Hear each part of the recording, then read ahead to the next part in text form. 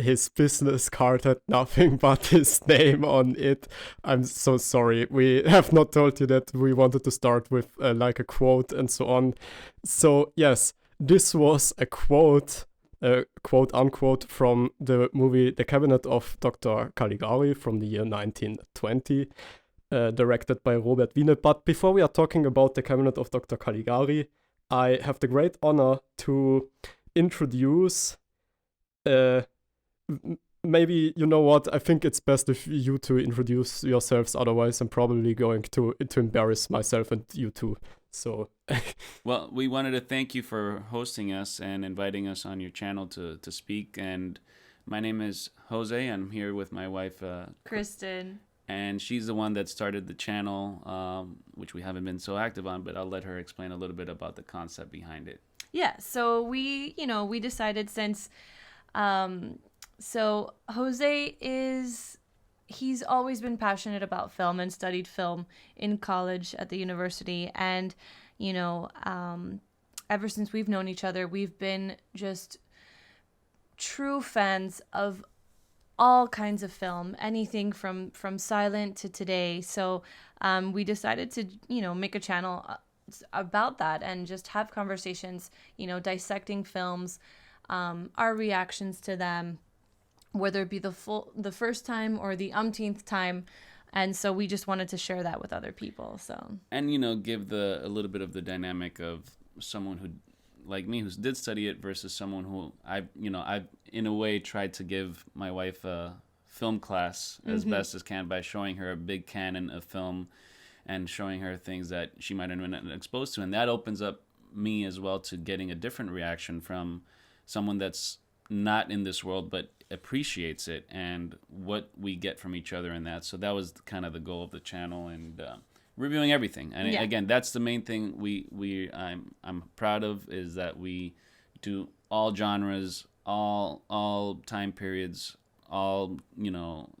we want to cover the vast array of film, not just focus. A lot of channels focus just on horror or right, mainstream or blockbuster films of today. So we want to cover it all, and sometimes go for the more unknown things that and bring that perspective. So again, thank you both for having us. Yes, and thank you so much. We look forward to discussing this. So. Oh, thank you. I think it's a great channel. I'm a big fan. And what is the channel actually called? I think you have not mentioned it, right? Actually, we haven't. So it's called I Married a Film Snob. And Jose is the film snob in this scenario. Okay, great. So my name is Philipp. Yeah, and I'm Thomas, and welcome back to another episode of the Wertow podcast. Yes. As always, with a very chaotic intro.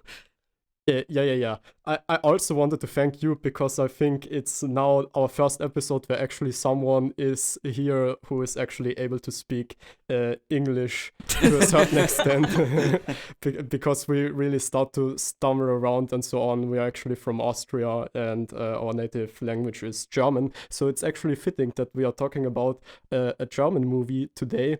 And this quote that I quoted on the beginning, his business card had nothing but his name on it, is from a score that me and Tom and two other of the band members of a band we are in, it's called Genetically Manipulated Flies. We have made like our own original soundtrack and so on, and Tom is singing while the film is playing. And there's like a great moment in this movie when Dr. Caligari enters like this building, and he wants to register like Caesar for the carnival and so on, and then he's showing off his business card, and there's only the name Dr. Caligari just written on it.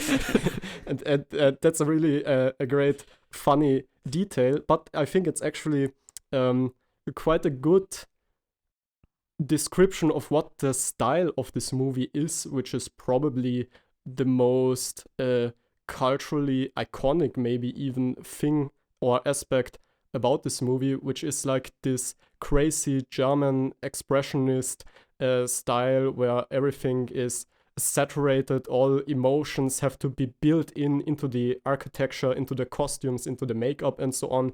It's yes, visually extremely stunning and probably one of the most original movies ever made. But before I'm going to ramble too much about it, I just wanted to ask you two, what do you actually think about the Cabinet of Dr. Caligari? You know, it was interesting because I hadn't seen the movie in many years, and About 20 years. it had been about 20 years. Yeah. I saw it in college, and and throughout, you know, even my high school years, and revisiting it was a refreshing experience to go back and see a lot of the techniques, a lot of how the story progression for the time was pretty interesting, you know, with the book ending of the story, you know, the potential twist ending to kind of throw the whole story on its head. And again, like you mentioned, those little details of like the intertitles where the graphics of those intertitles kind of show the manic state of the film, this character, and like you said, he just introduces with this oddly shaped card Dr. Caligari, and so rewatching these things and picking up on these things again was great. And this was the first time for Kristen watching it, and right, and from you know, from the get-go, I could tell that this was immediately an iconic film, and it was really a joy to watch. And it had such an impact on me in the way that, like, just the acting and the pantomime, and how, like you mentioned, the German expressionism is just in every aspect of the film.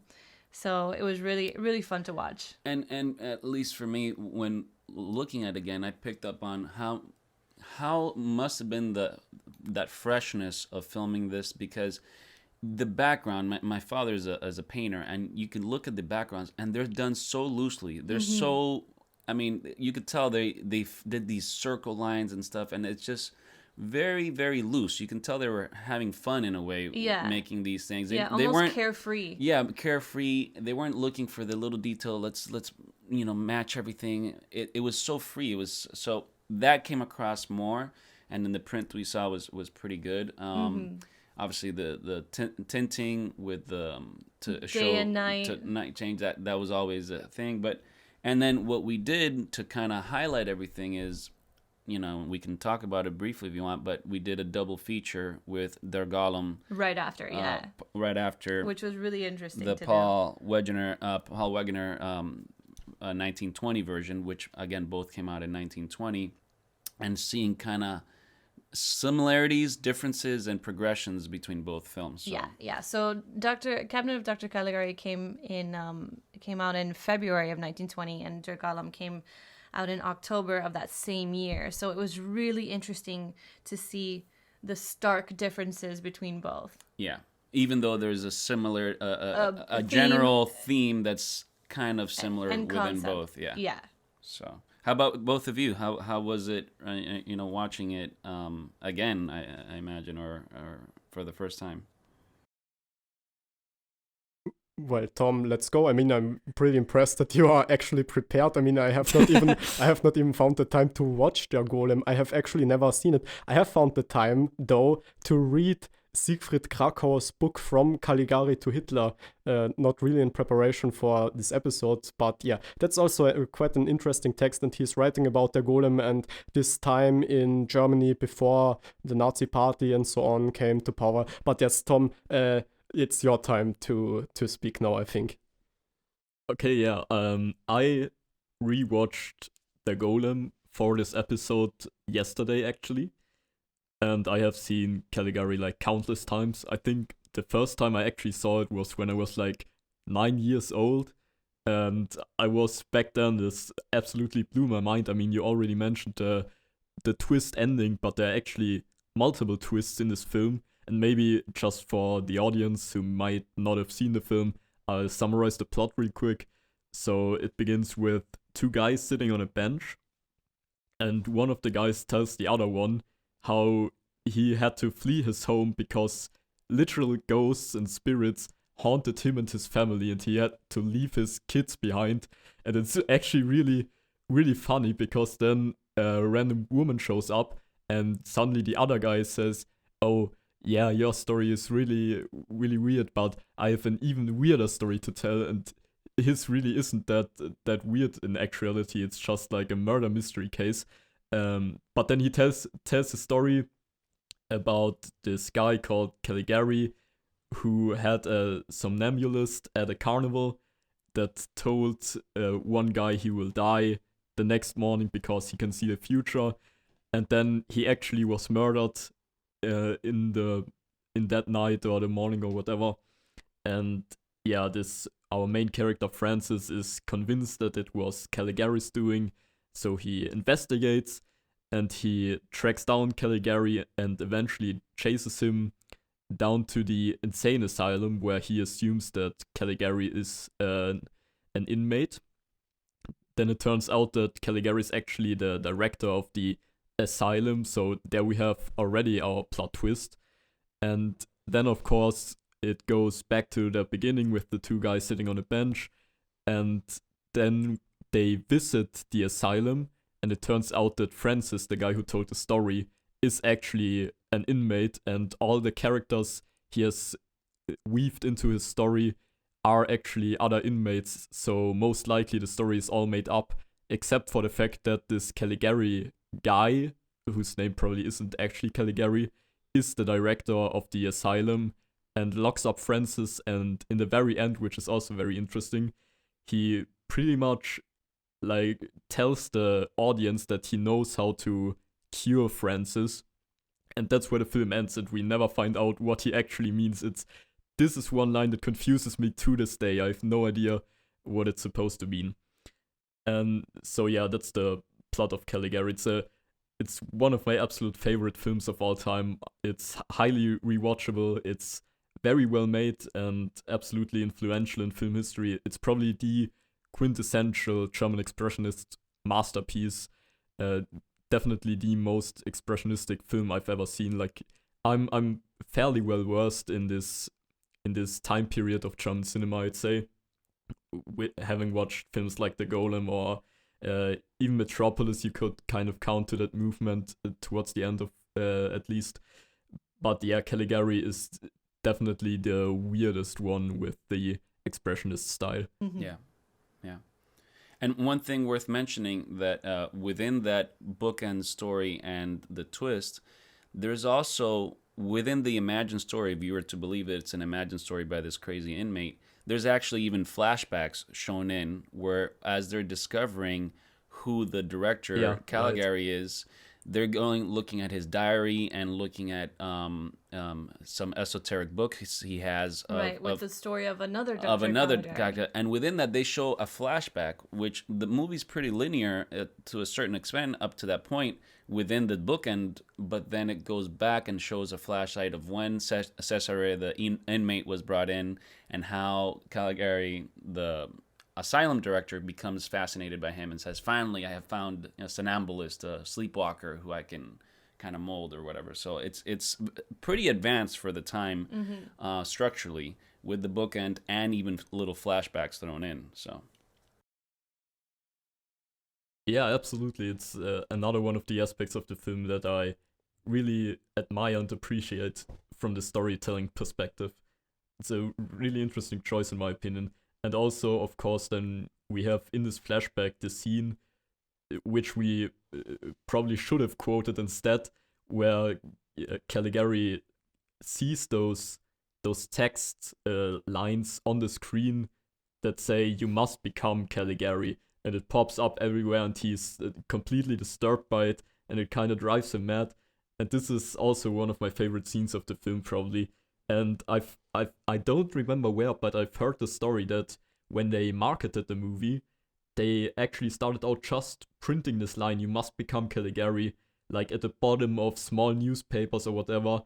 And then the more the time progressed, they ended up printing it on billboards or whatever. Probably not back then, but like they always printed this line, "You must become Caligari," to promote the film, which is also a really interesting marketing stunt in my opinion, if that actually happened. That's awesome. I've never heard that, but that sounds so fucking amazing. Yes, it's so clever. Yeah, another thing is, so when it comes to the German expressionistic set design. And if you do in fact believe the twist ending where Frances is actually an insane patient, then it actually makes more sense.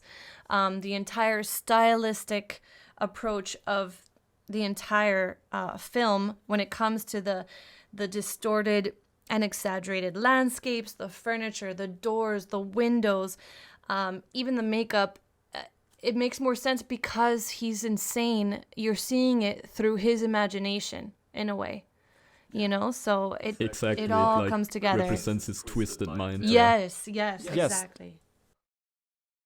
That's a great way to read it, but I'm sorry, I have to be transparent here. We have already discussed this movie in the German version of the Wertow podcast, which is also a thing.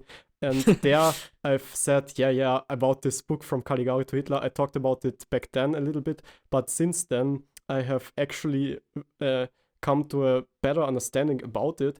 And there I think it fits quite uniquely, this theory of this early, very influential German film theorist, Siegfried Kracauer. He went into exile and fled the Nazi party and so on. And he wrote in America this very influential early text of film analysis and so on. And I guess to break it down, it's not quite a short book, honestly, but he's very interested in those movies that came out immediately before fascism broke out in Germany. And there are a few very essential quotes, or you could maybe even call them axioms or something in a mathematical sense from Krakauer, like that movies are a mirror of society, and a good film critic also has to be a critic of society and so on. And with these axioms, he's trying to analyze those early German movies like Der Golem, like the Cabinet of Dr. Caligari, and what he's basically pointing out is that those movies are reflecting to an extent the situation of Germany in a sociological sense. So you could read it, as you have done, in a psychological sense, that this expressionist style is reflecting the mind of the main character, but someone like Krakauer would say it also, in a sense, reflects the mindset, if you want to call it that, of Germany at that time after having lost World War I and so on, and going through Depression era and all of that. And that's also, I think, why it's so interesting that you are never really sure who is insane and who is not, because you have this very strange time where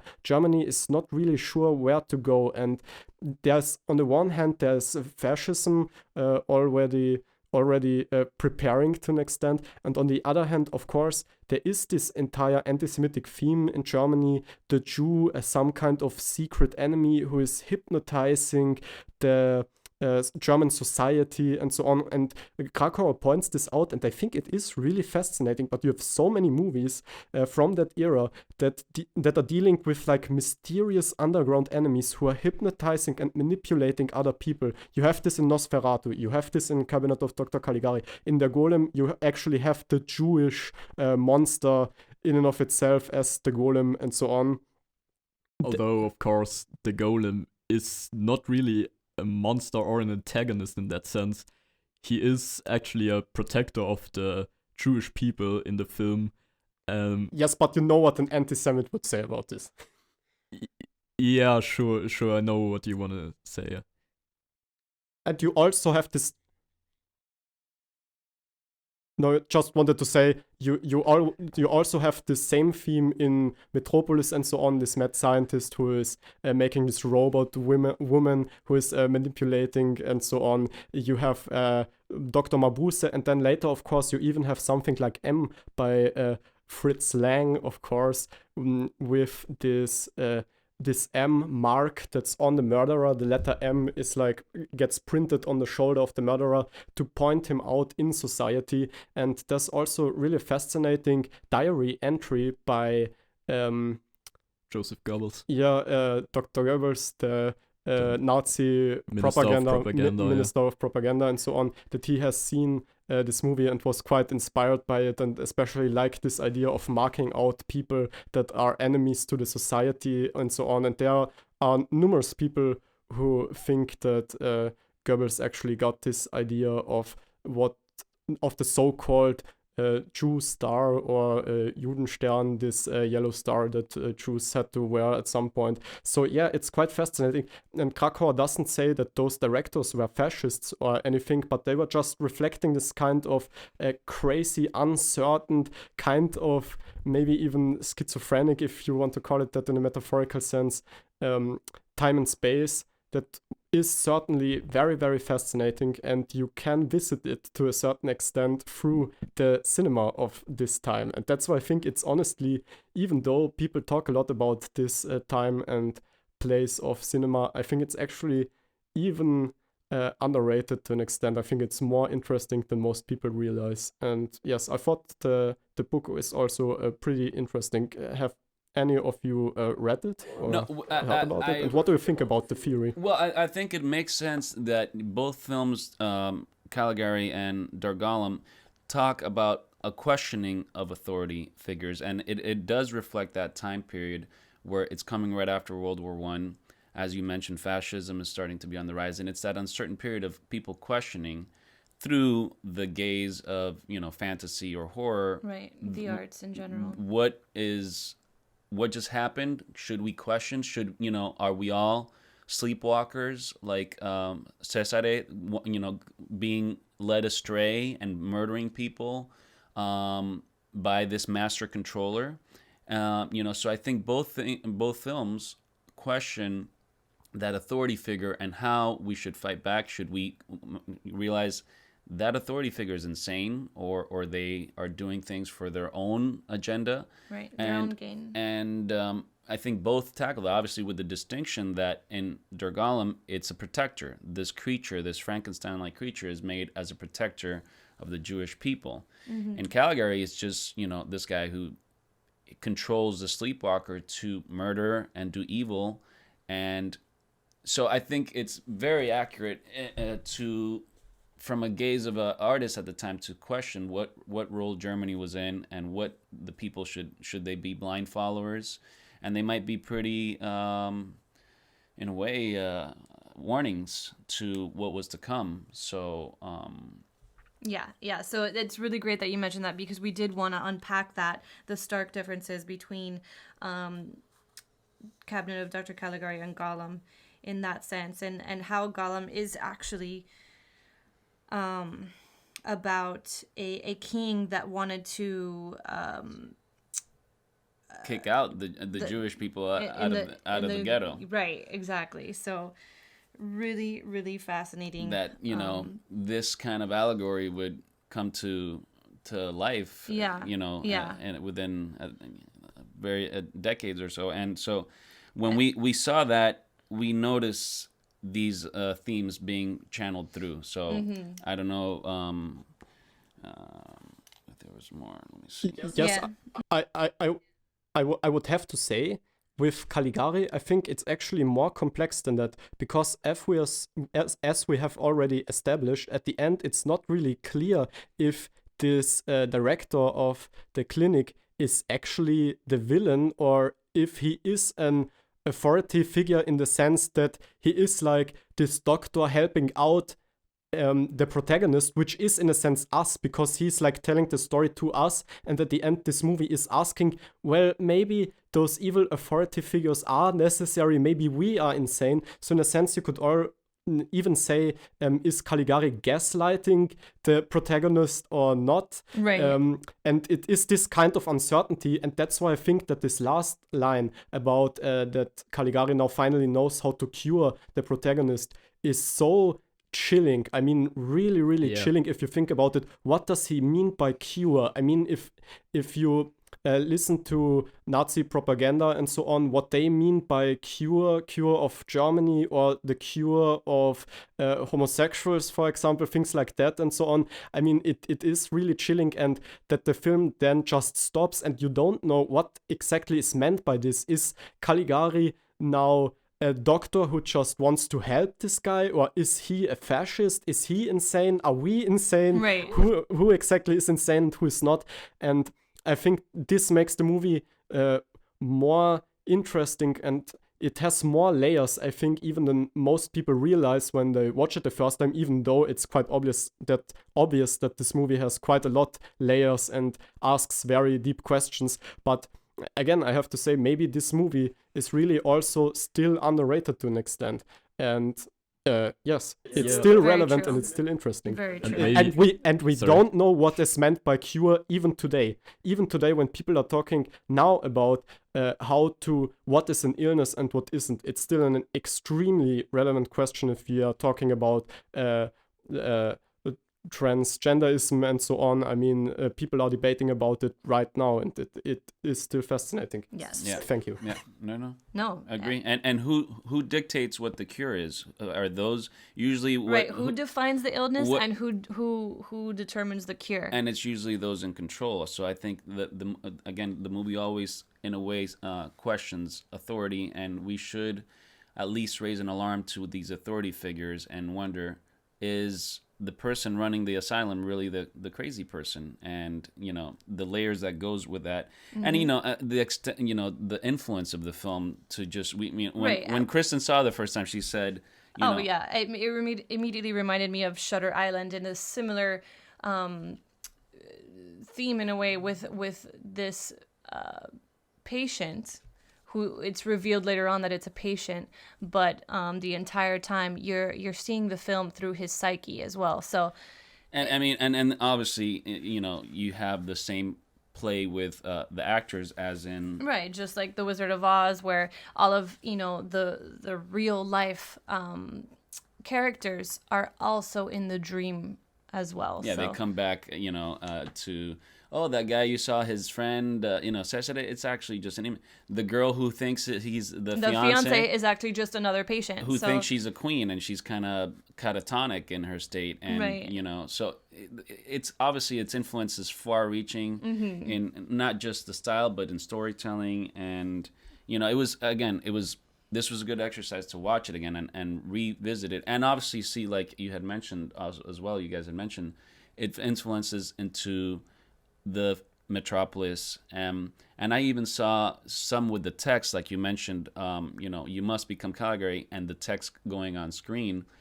Some of that is in Sunrise, and a Murnau film, where the text also appears on the screen, and it shows the state of mind of the character, where he thinks he's gonna drown his wife and this and that. So these techniques started becoming more prevalent, along with all the stylistic things. And related to that, I just wanted to mention the one thing that stuck out to me this time more than when I'd seen it many years ago was Werner Krause's performance as Caligari. Oh my gosh, phenomenal. I mean, he killed that it. was, everyone always talks about the set design and everything, but his performance as Caligari was so, it does have the pantomime elements of the silent period, but he does things with just his eyes and his body movement, the way he walks, the way he stoops.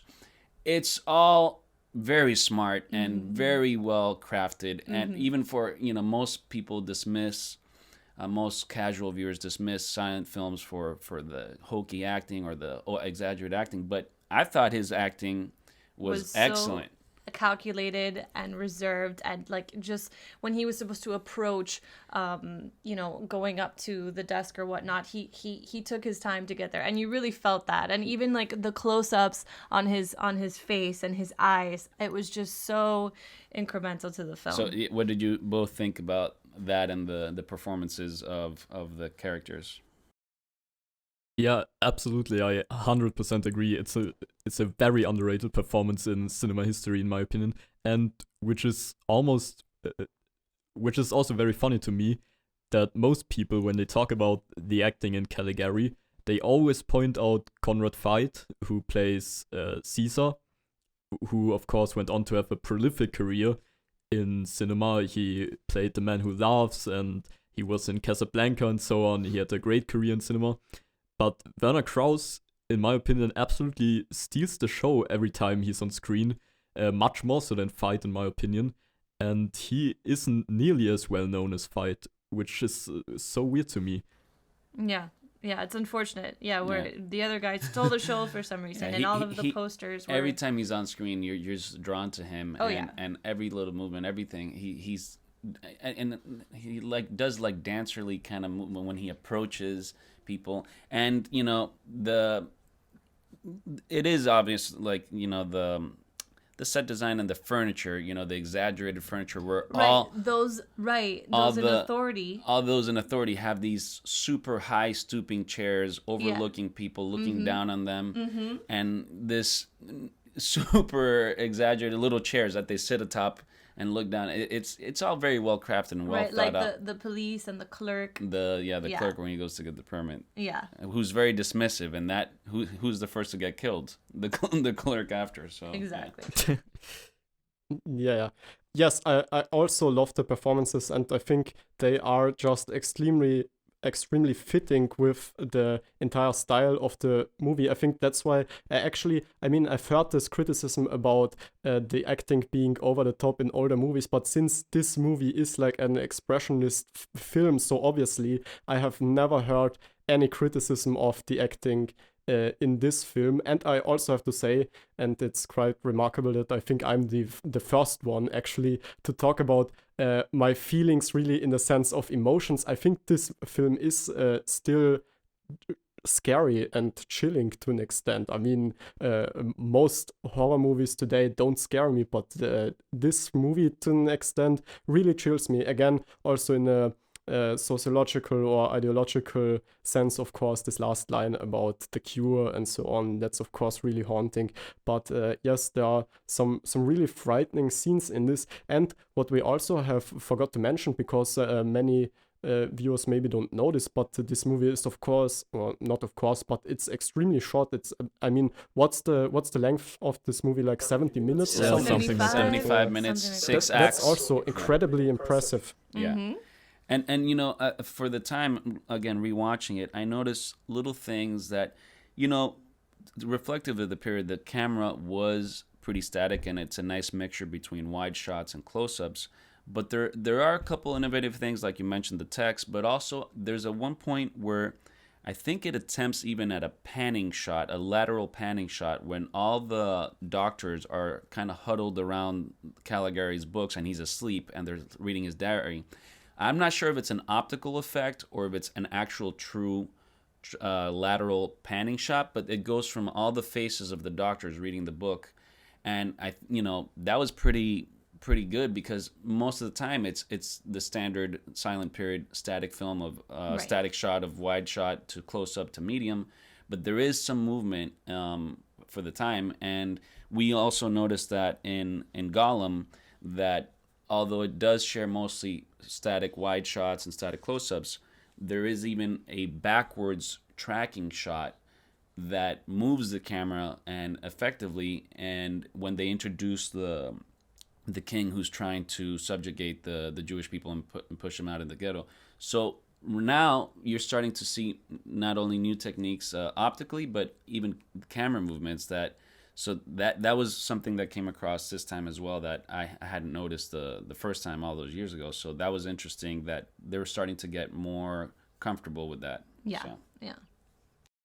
Yeah, and of course the Golem was shot, so the cameraman was Karl Freund, who is probably the most influential cameraman of their time, who would go on to collaborate with Murnau in The Last Laugh and other projects, and also shoot Metropolis and so on.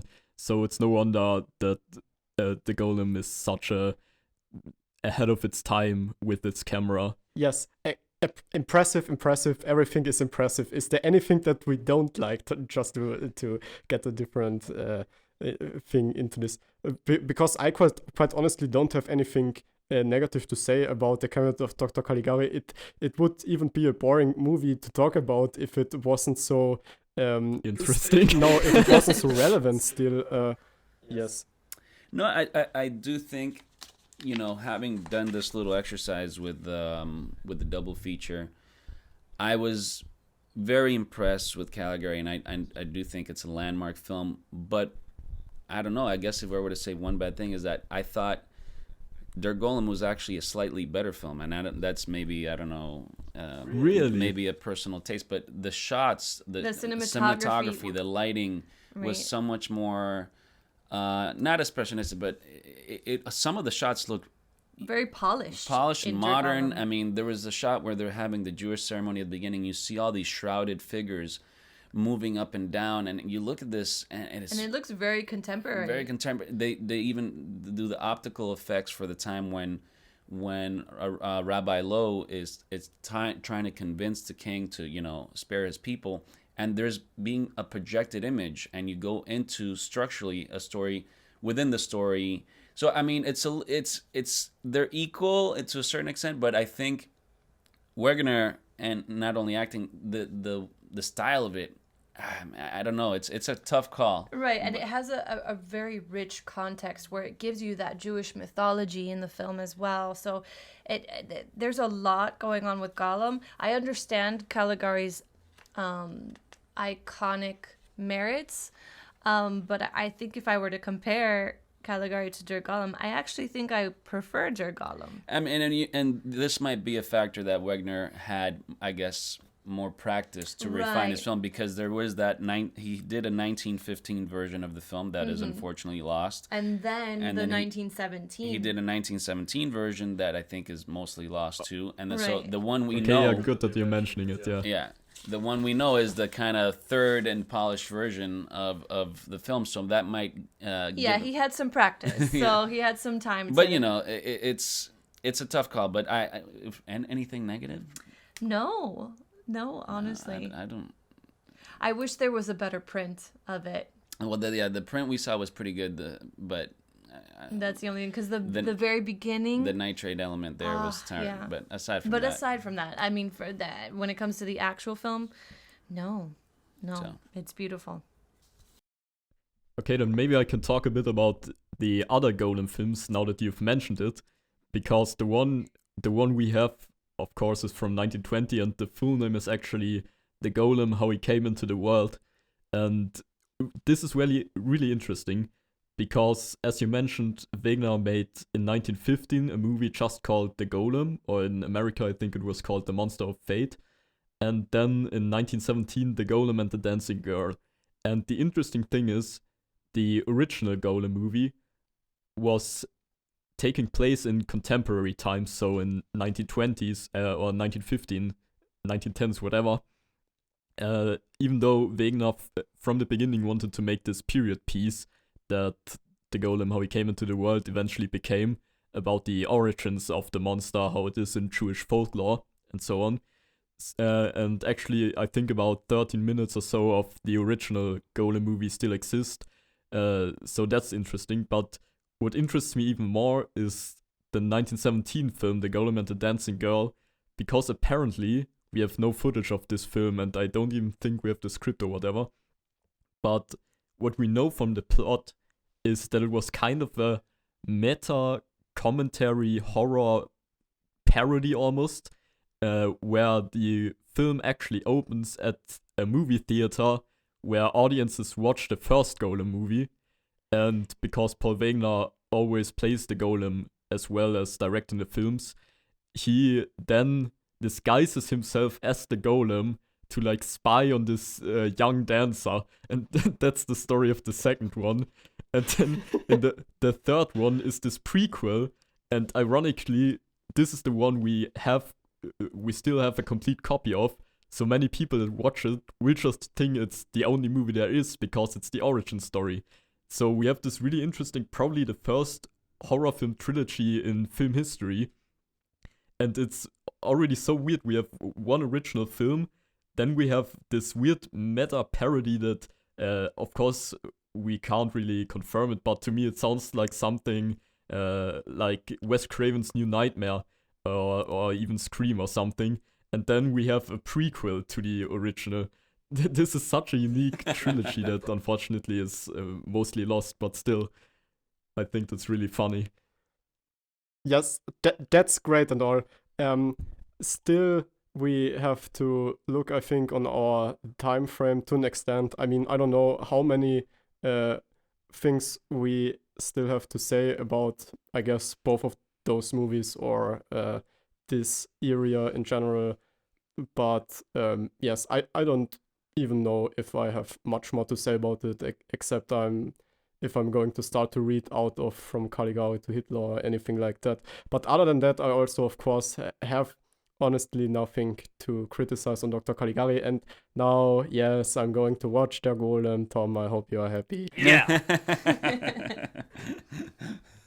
Oh, and also, maybe you two, since you have actually seen the movie we're talking about, could you also confirm in my belief that Akira Kurosawa probably was inspired by the scenes of the village burning down for his film Ran, if you've seen that as well? Of course, yeah. I mean, that massive fire at the end as a kind of catharsis or to close things out. I think he had mentioned it. I think I would think he probably saw that film at some point. And that ending with the massive fire, I mean, that's what I was talking about before, where on a grander scale, Der Golem is a grander film compared to Caligari. Caligari is, all shot interiors, and I think to a large degree probably Der Golem too, but the scale of the sets, I mean, that spiral staircase that Rabbi Lowe has in his house and he goes into this basement, and the castle and everything and the gates of the castle with this massive door. It's such a... Okay. Go ahead. Sorry, I'm jumping in, but I just have to know this. Is this character actually called Rabbi Lol? Or what? Because I'm always understanding Rabbi Lol is going around the staircases or something. I'm sorry. Yeah, his name is Rabbi Lowe. Mm-hmm. The guy who creates the Golem. The Golem, this mythical clay figure that you have to impregnate it with this sacred word from God to give it life. And it literally has a Jewish star in its center chest, and that's what basically it's like a on and off switch. When this thing is attached, he becomes this all-powerful, super mighty force. But when you remove it, he basically just goes back to being a clay figure. And the thing, like Frankenstein would then kind of borrow or steal, is that this creature initially is as protector, but then it turns on its creators when I think it's the apprentice or something of Rabbi Lowe starts using the golem for his own benefit because he's jealous and he wants to start just using it as a tool basically, and it backfires and it causes the whole village to kind of implode on itself. Mm-hmm. And the only thing that can turn it back off is the innocence, because a little girl who sees the golem and he is approached it just innocently takes off the star. When no one could control him, no one could kind of get him to take this off anymore, and he's realized he's now conscious that this is his source of power. Innocence comes in, and this little girl just easily takes it off, and he collapses, and then that's kind of the end of the movie. But you got to see it. I'm telling you, when you see it back to back, you'll see what hopefully you'll see what I'm talking about. That Caligari is iconic. Sorry. I got it. It's good. I'm gonna watch it, and then we will have an extra episode on it when I have also seen it. Yes. Yes, I mean, since I have not seen it, I have honestly nothing more to say about it. I think from my point, we could come to an end of the discussion if you're fine with that. If there's nothing more to say about it, I will, of course, watch The Golem, I promise. Yeah. And I think we covered everything. Maybe we will make a soundtrack about it or for it. Oh yeah, that's another thing I have to mention. Because the DVD of The Golem I have, where I watched this film on, is from the Friedrich Wilhelm Murnau Stiftung. So this company in Germany that restores German films and whatever, a great company. But on this DVD there were like 4 or 5 different soundtracks, and I'm never sure which one I've already seen it with. So I just picked one randomly, and it was like at times it worked really well, but for the most part it was so stupid and out of place. It was like really modern sounding with like a drum kit like doing a rock drum beat to like very, very emotional scenes. And I know. So this is probably gonna be one of my more obscure references. But if any of the audiences happen to have seen the Golem with this exact same soundtrack and are also familiar with the video game Dead by Daylight, then you will find that this soundtrack sounds a lot like the Dead by Daylight main theme song, which I also found very funny. Then I have to see this version, Tom. If you're giving me the DVD, please tell me which one is the wrong version so that I can watch that.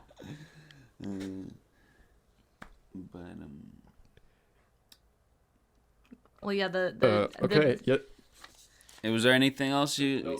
Yeah, is there anything else you wanted guys to mention, or wanted to I add think about Caligari, just to finish on Yes. Caligari That as well? Tom could carry on for fucking ever. Maybe just one more thing about the Golem, because another thing that's really interesting to me is when you have the scene where the rabbi calls the evil spirits to bring the Golem to life or to give them the word. That scene is very reminiscent, in my opinion, of a similar scene in F.W. Murnau's Faust from 1926, where Faust calls to the devil or Mephisto or whatever, and those shots, if you have seen both films and compare those two scenes, you will see the similarities. So we have talked about how influential Caligari was, but the Golem also was very influential for its time. Yeah. Yes, that's great, Tom. I have also not seen Faust. What? Okay, Faust is probably even better than the Golem. It is probably even my favorite Murnau film. I really love it. So, Wow. so Okay, the one yeah. good thing about this, so I've been meaning to get Kristen to watch Sunrise forever. know. So I think this is gonna swayed her to yes, watch it. this will segue into And watching Sunrise. The Last Laugh as well. So Yeah, I Yes, that's also The Last Laugh and Faust are my two favorites from Murnau, I think.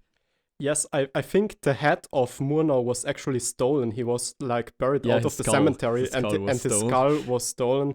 And yes, I think, Tom, you did it. I wish, man, I wish.